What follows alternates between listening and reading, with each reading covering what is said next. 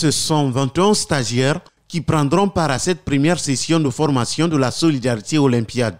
Elle va permettre aux bénéficiaires de redorer quelques failles de la pratique de cette discipline dans le pays après qu'elle ait réussi à réaliser de belles prouesses à la tête de cette instance. La présidente du tir à l'arc se veut motivée.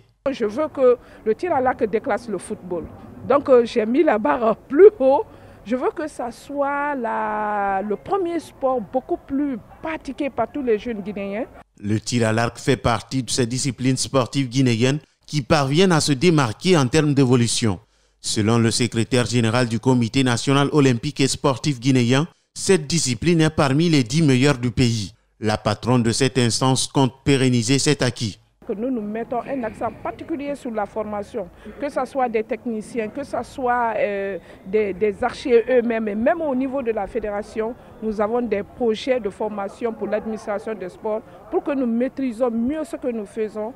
Pour que ces cours soient assimilés par ces entraîneurs de niveau 1, la bande à Cham a fait appel à cet expert algérien. Il espère apporter sa touche à l'instance dirigeante du tir à l'arc, car pour lui, cette dernière fait partie des 30 meilleurs du continent. Sur cette semaine, nous allons avoir de la théorie et de la pratique.